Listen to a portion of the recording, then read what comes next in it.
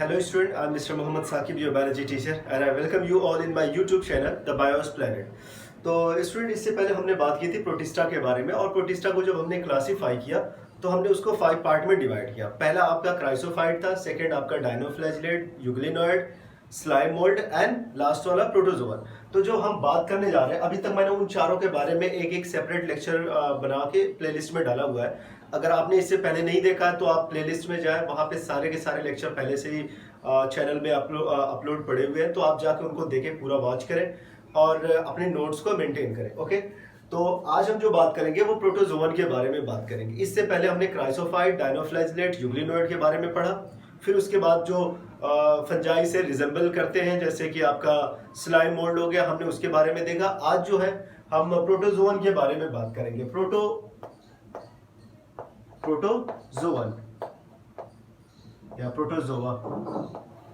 तो प्रोटोजोआ जो होता है ये दो वर्ड से मिलके बना हुआ है, या फिर इसको एक हो जाएगा आपका proto and June. Okay, proto means होता है फर्स्ट एंड जून मीन्स आपका ये हो जाएगा एनिमल्स।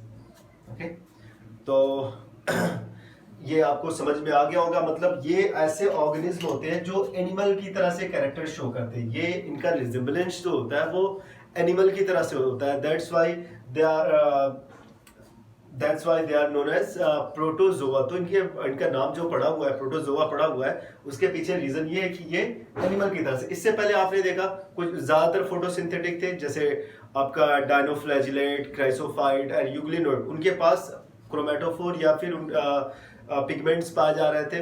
फ्यूकोजेंथिन किसी के पास पाया जा रहा, किसी के पास ज़ैंथोफिल पाया जा रहा था, किसी के पास क्लोरोफिल पाया जा रहा। तो ये सारी चीजें पाई जाती थी। उसके बाद जब आपने स्लाइम मोल्ड को देखा, स्लाइम मोल्ड का जो कैरेक्टर था वो फंजाई की तरह से था। लेकिन ये नेक्स्ट वाला जो आपका है प्रोटोजोआ का, इसमें सिर्फ एनिमल कैरेक्टर वाले ऑर्गेनिज्म आपको देखने को मिलते हैं। अब ये जो प्रोटोजोवन होते हैं ये होते हैं नॉन फोटोसिंथेटिक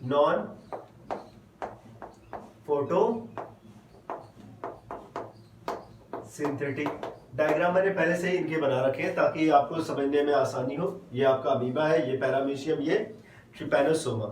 ओके, तो मैंने इनको पहले से ही बना दिया ताकि आप ये देख के समझ जाए कि आज हम किस चैप्टर के बारे में पढ़ने वाले हैं। और कुछ ऑर्गेनिज्म जो यहाँ पे मैंने ड्रा किया है वो आप उनको देख भी लें और पहले से भी समझ लें। तो नॉन फोटोसिंथेटिक मीन्स इनके ये नॉन पिगमेंटेड होते हैं and they can not produce their own food. तो ये सारी चीजें आपकी एनसीईआरटी में लिखी हुई है।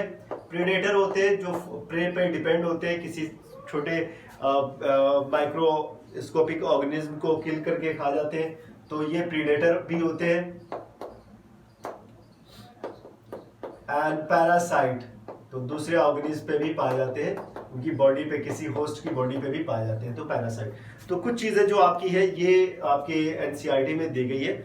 एक चीज ये याद रखें, जो प्रोटोजोआ होता है उनकी ऑलमोस्ट 25 to 32,000 स्पीसीज एग्जिस्ट कर रही है।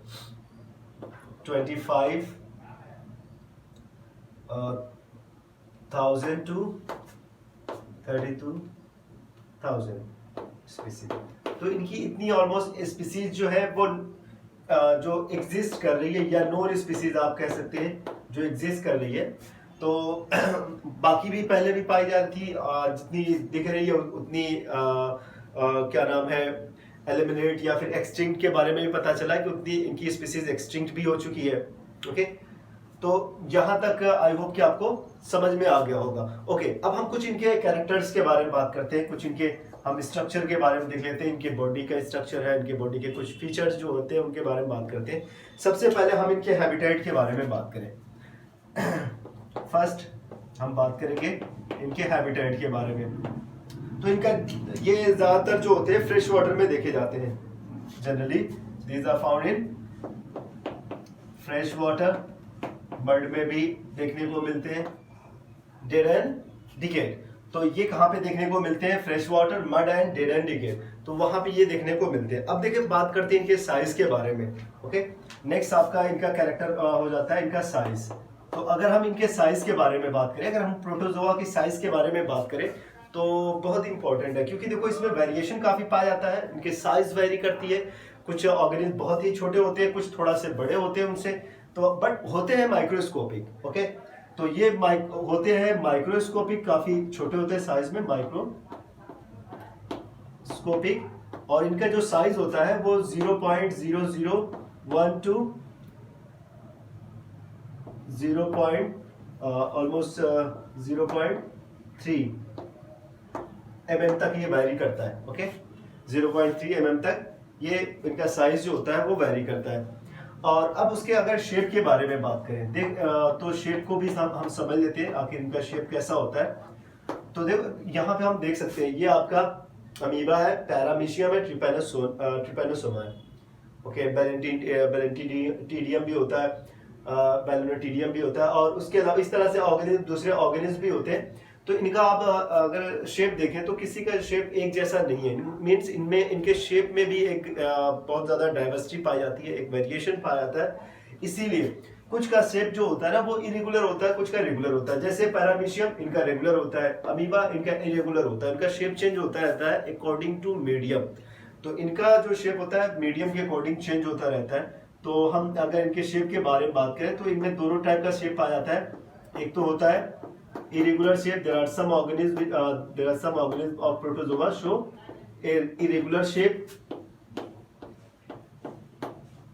and some organisms will show regular or definite shape। तो दोनों टाइप के पाए जाते हैं, मीन्स रेगुलर भी होते हैं, कुछ इरेगुलर भी होते हैं। ये हो गया। अब हम बात करते हैं इनके कवरिंग के बारे में। तो इनके पास एक कवरिंग पाई जाती है। अगर हम अमीबा के बारे में बात करें, इनकी कवरिंग जो होती है, इसकी कवरिंग को हम पेलिकल कहते हैं। तो इनकी कवरिंग है, यहाँ पे इसकी कवरिंग है, यहाँ पे कवरिंग देखने को मिलती है। तो इनकी जो कवरिंग होती है, let me right it here,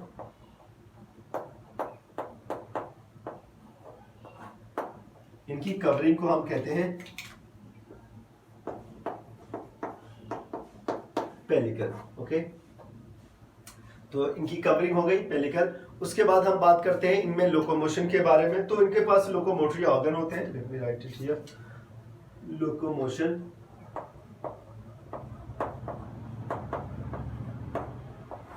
तो इनके लोकोमोशन के बारे में बात करें तो इनके पास होते हैं लोकोमोटरी ऑर्गन। आपको पता होगा, आपने पहले भी पढ़ा होगा कि किस तरह से जो अमीबा होता है वो अपना लोकोमोशन शो करते हैं, या फिर how they can move from one place to another place, या फिर पैरामीशियम, ट्रिपैनोसोमा और भी डिफरेंट ऑर्गेनिज्म हमने पढ़ा है, वो किस तरह से लोकोमोशन शो करते हैं। तो हम यहाँ पे इस चीज को समझेंगे, क्योंकि उनके पास होते हैं लोकोमोटरी ऑर्गन। ओके, जब उनके पास लोकोमोटरी ऑर्गन प्रेजेंट है, लोकोमोटरी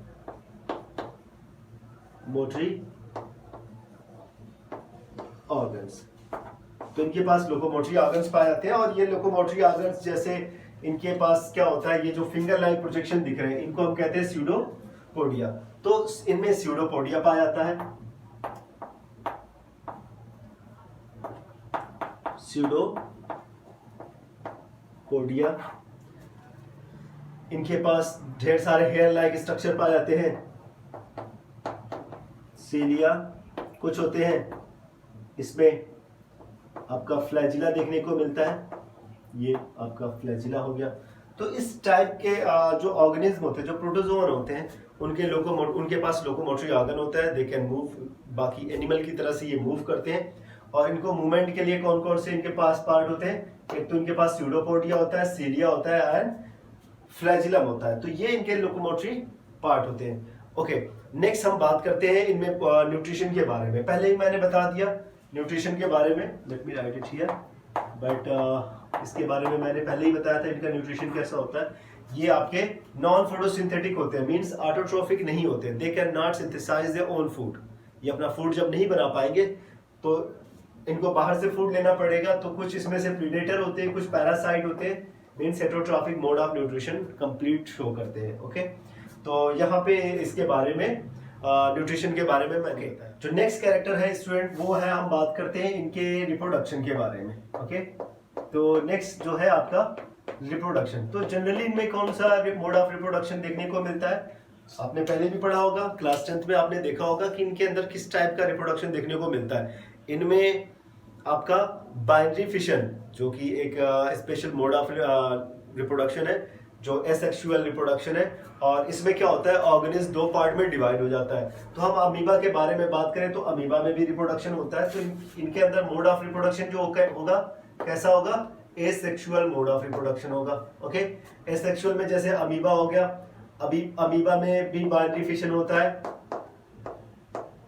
अमीबा में बाइनरी फिशन होता है। उसी तरह से पैरामीशियम में भी बाइनरी फिशन देखने को मिलता है। एक प्लाज्मोडियम इसी में आता है, उसके अंदर मल्टीपल फिशन देखने को मिलता है। तो किसी में इरेगुलर होता है, किसी में ट्रांसवर्स होता है, किसी में स्पोर फॉर्मेशन होते हैं। तो एसेक्सुअल मोड ऑफ रिप्रोडक्शन होता है, बाइनरी फिशन के साथ साथ कुछ में स्पोर फॉर्मेशन भी देखने को मिलता है। ओके, प्लाज्मोडियम के बारे में आपने देखा होगा, जो प्लाज्मोडियम होता है उनके अंदर इस चीज का फॉर्मेशन होता है, जैसे कि स्पोर का फॉर्मेशन होता है। ओके, तो ये तो हो गया इनके रिप्रोडक्शन के बारे में। तो रिप्रोडक्शन जनरली ज्यादातर ये इनमें बाइनरी फिशन वाले ही देखने को मिलते हैं। ओके, नेक्स्ट हमारा जो होगा इसमें वो होगा इनका गैसेस एक्सचेंज।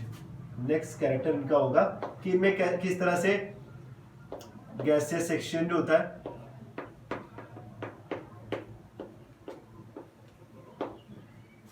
किस तरह से गैसेस एक्सचेंज होता है। तो गैसेस एक्सचेंज यहाँ पे कैसे होता है, इस चीज को समझते हैं। देखो, इनकी जो कवरिंग होती है, सिंपल डिफ्यूजन, बाहर की तरफ से एयर और सारी चीजें, ऑक्सीजन हो गया, फूड हो गया, सारी चीजें इनके अंदर इंटर करती है। तो यहाँ पे जो ऑक्सीजन है वो इंटर करती है by simple diffusion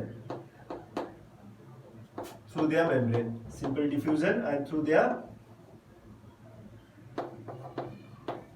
their surface. तो उनका जो सरफेस होता है उनके थ्रू वो बॉडी के अंदर इंटर कर जाती है, चाहे कोई भी गैसेस एक्सचेंज अंदर जा रही हो फिर बाहर आ रही हो। तो ये इस टाइप का इनके अंदर गैसेस एक्सचेंज देखने को मिलता है। डिफ्यूजन मतलब आप जानते होंगे, आपने पहले भी पढ़ा होगा, डिफ्यूजन का मतलब होता है the movement of molecule from higher region of concentration to the lower region of concentration. Okay, तो ये चीज अगर आपको समझ में आ गई तो हम नेक्स्ट कैरेक्टर को देखते हैं। तो इसमें एक चीज और आप लोग समझ लें, कुछ ऑर्गेनिज्म जो होते हैं ना उनमें इंसिस्टेशन देखने को मिलता है,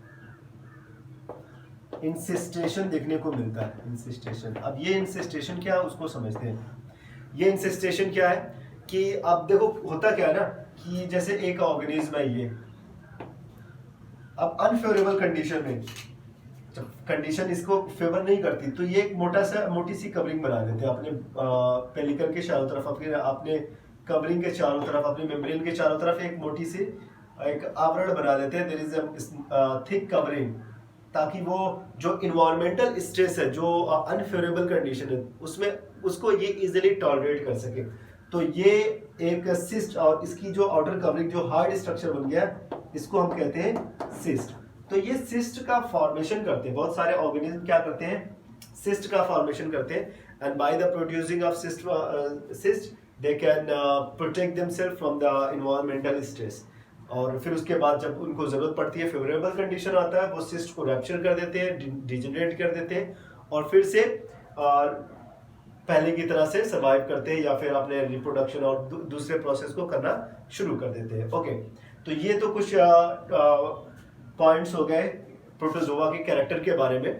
अब हम बात करते हैं इनके क्लासिफिकेशन के बारे में। तो चलो क्लासिफाई करते हैं, कितने पार्ट में हम इनको डिवाइड कर सकते हैं। क्लासिफिकेशन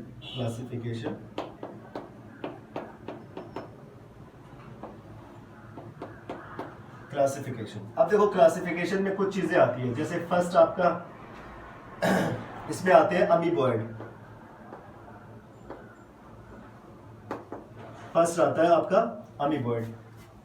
सेकंड, तो हमने इनको 4 पार्ट में डिवाइड कर रखा है, आपके एनसीईआरटी ने भी 4 पार्ट में से डिवाइड किया हुआ है। तो आप एनसीईआरटी में जो चीजें दी गई है आप उसको समझने की कोशिश करेंगे। ओके, फर्स्ट इसमें अमीबॉइड होते हैं, सेकंड फ्लैजिलेटेड, सिलिएटेड एंड स्पोरोजोअन आते हैं। सेकंड इसमें जो होते हैं वो होते हैं फ्लैजिलेटेड,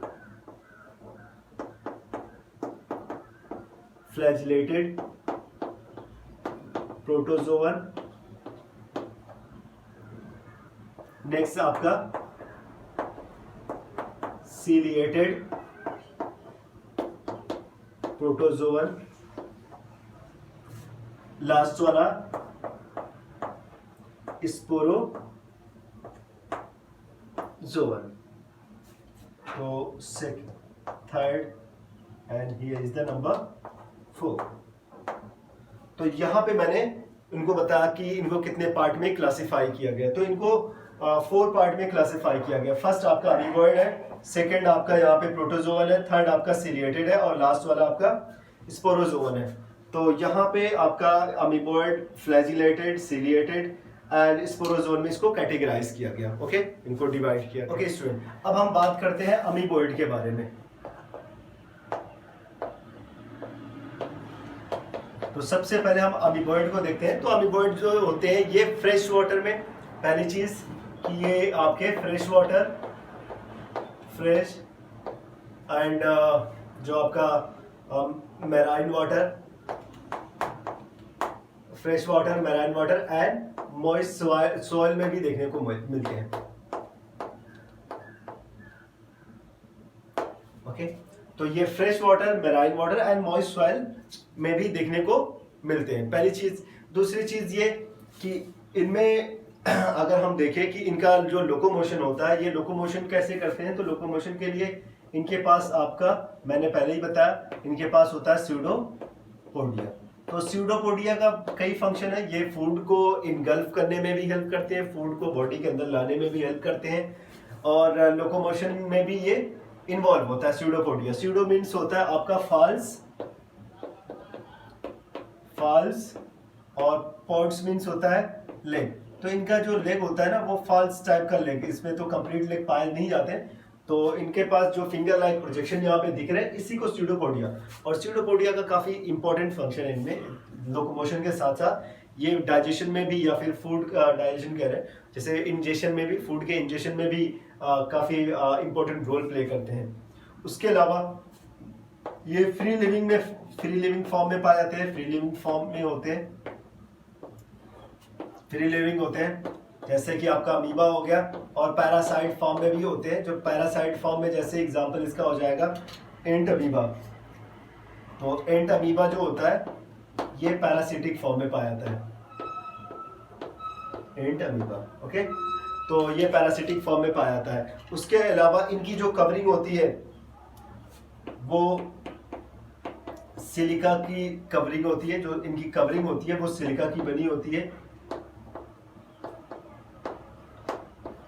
और यहाँ पे इनका जो शेप होता है वो इरेगुलर होता है, शेप इनका रेगुलर नहीं होता, मीडियम के अकॉर्डिंग इनका शेप चेंज होता रहता है। ओके, तो ये हो गया आपका अमीबॉइड के बारे में। सेकंड हम बात करते हैं फ्लैजिलेटेड प्रोटोजोवन के बारे में। Second, flagellated protozoan. सेकंड आपका है फ्लैजिलेटेड प्रोटोजोवन। तो ये फ्लैजिलेटेड प्रोटोजोवन, तो नाम से ही पता चल जा रहा है कि ये फ्लैजिलेटेड प्रोटोजोवन क्या होते हैं। ये फ्लैजिलेटेड प्रोटोजोवन वो ऑर्गेनिज्म होते हैं, वो एनिमल होते हैं, यूनिसेलुलर एनिमल होते हैं, जिनकी बॉडी में फ्लैजिला पाया है। फॉर एग्जांपल जैसे यहाँ पे ट्रिपैनोसोमा के बारे में लिखा हुआ है, या फिर ट्रिपैनोसोमा मैंने बना दिया, पहले से बनाया हुआ है। तो ये जो ट्रिपैनोसोमा है इनमें आपका एक फ्लैजिला देखने को मिल रहा है। तो फ्लैजिलेटेड होते हैं, इनके पास दे हैव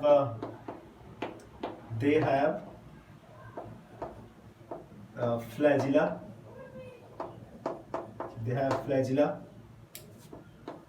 उसके बाद इनकी जो बॉडी होती है, आप इनकी बॉडी में जैसे देख ले, ये पैरासाइट फॉर्म में भी पाए जाते हैं। अगर आप उस डिजीज के बारे में बात करें, पैरासिटिक होते हैं, डिजीज के बारे में बात करें जिसका नाम है स्लीपिंग सिकनेस, तो इस डिजीज के लिए कौन रिस्पॉन्सिबल है? ट्रिपैनोसोमा रिस्पॉन्सिबल है। तो इनके पास फ्लैजिला होता है और पैरासिटिक फॉर्म में पाए जाते हैं, न्यूट्रिशन करते हैं। उनके अलावा ये फ्री लिविंग भी होते हैं, पैरासिटिक भी होते हैं। तो यहाँ पे जो पैरासाइट वाला फॉर्म होता है, वो पैरासाइट वाला फॉर्म कौन सा है? स्लीपिंग सिकनेस के बारे में बात करते हैं। तो स्लीपिंग सिकनेस की जो डिजीज है उसके लिए रिस्पॉन्सिबल कौन है? ट्रिपैनोसोमा। तो ये ऑर्गेनिज्म इस डिजीज के लिए रिस्पॉन्सिबल है, स्लीपिंग सिकनेस के बारे में।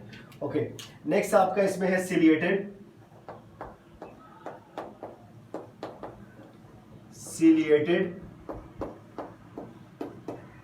प्रोटोजोवन। अब सिलिएटेड का मतलब हो गया, देखो इसके ऑर्गेनिज्म बहुत ही हाईली एक्टिव होते हैं। सिलिएटेड ऑर्गेनिज्म के जो सिलिएटेड ऑर्गेनिज्म जो होते हैं वो हाईली एक्टिव होते हैं। हाईली एक्टिव क्यों होते हैं? Because they have huge number, thousand of cilia over the surface of their body. तो उनकी बॉडी के जो सरफेस पे थाउजेंड ऑफ सिलिया पाए जाते हैं, तो इनकी बॉडी पे ढेर सारे सिलिया पाए जाते हैं। इसकी वजह से ये काफी ज्यादा एक्टिव होते हैं। बहुत सारी इनकी स्पीसीज पाए, यहाँ पे मैंने पैरामीशियम के बारे में ही एग्जांपल अगर ले ले पैरामीशियम के बारे में, तो पैरामीशियम ही काफी हाईली एक्टिव होते हैं just because of presence of सीलिया। तो सीलिया जो होते हैं ना, इनकी बॉडी के ये सीलिया जो होते हैं ये इनके लोकोमोटरी पार्ट है, साथ साथ फूड को इनटेक करने में भी हेल्प करते हैं।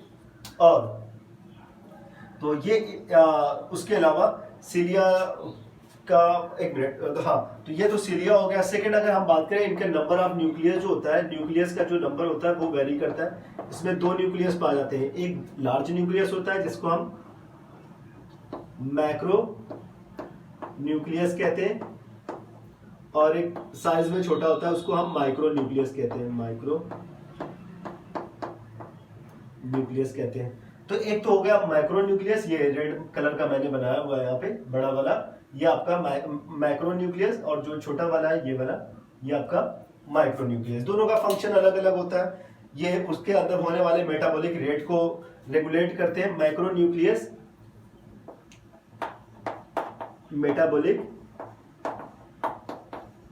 रेट को रेगुलेट करेंगे, और जो माइक्रो न्यूक्लियस होते हैं दैट हेल्प इन रिप्रोडक्शन। तो ये नए ऑर्गेनिज्म को प्रोड्यूस करने में हेल्प करते हैं, रिप्रोडक्शन में इन्वॉल्व होता है। तो दोनों न्यूक्लियस इंपॉर्टेंट है, दोनों का अलग अलग फंक्शन है, दोनों इंपॉर्टेंट है। यहाँ पे आपको ये समझना है कि माइक्रो न्यूक्लियस का फंक्शन क्या है, मैक्रो न्यूक्लियस का फंक्शन क्या है, क्योंकि नंबर ऑफ न्यूक्लियस यहाँ पे वेरी करता है। ओके, अब इनके अंदर क्या होता है ना, माउथ, यहाँ पे एक माउथ जैसा स्ट्रक्चर पाया जाता है यहाँ पे, जिसको हम साइटोस्टोम कहते हैं, साइटोस्टोम कहते हैं। और ये साइटोस्टोम जब हम अंदर आते हैं तो ये एक ट्यूब लाइक स्ट्रक्चर, इस तरह से ट्यूब लाइक स्ट्रक्चर बनाता है, और इस ट्यूब लाइक स्ट्रक्चर को हम क्या कहते हैं, गुलेट। तो जो साइटोस्टोम है वो कहाँ पे ओपन होता है, गुलेट में। और गुलेट कहाँ पे ओपन होता है, अंदर की तरफ, जहाँ पे आपका एक फूड वैक्यूल होगा, फूड वैक्यूल में जाके ओपन होगा और वहां पे फूड जाएगा, फूड का डाइजेशन होना स्टार्ट होता है। तो जो माउथ समझ इस तरह से होता है कि ये उसका माउथ है और ये उसके अंदर आने की एक ट्यूब है। तो माउथ को हमने साइटोस्टोम कहा, और जो ट्यूब है इसी को हमने क्या कहा, गुलेट। तो इस चीज को आप समझे, गुलेट क्या है उसे समझना बड़ा इंपॉर्टेंट है। ओके, तो ये हो गया इसके बारे में, पैरामीशियम के बारे में। पैरामीशियम में आई होप कि आप लोगों को अब कोई प्रॉब्लम नहीं होगी। अब लास्ट वाला है आपका स्पोरोजोवन। स्पोरोजोवन को पढ़ते हैं और इस लेक्चर। ओके स्टूडेंट, अब हम बात करते हैं स्पोरोजोवन के बारे में। ओके,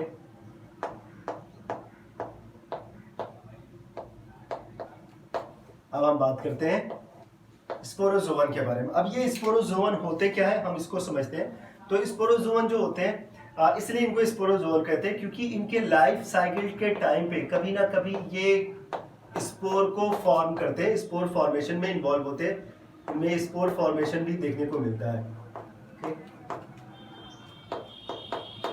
तो एक टाइम आता है कि जब वो स्पोर की फॉर्म में होते हैं, तो ये उनके लाइफ साइकिल के में देखने को मिलता है। अब इनके अंदर जो ऑर्गेनिज्म होते हैं वो डिफरेंट टाइप के ऑर्गेनिज्म होते हैं, not a single type of organism. Okay, तो इनके जो नंबर ऑफ जो इनमें पाए जाने वाले मीन्स स्पोरोजोवन वाला जो ग्रुप होता है उसमें जो ऑर्गेनिज्म पाए जाते हैं, उसमें जो ये प्रोटोजोवन पाए जाते हैं वो डाइवर्सिटी शो करते हैं, डिफरेंट टाइप के होते हैं जो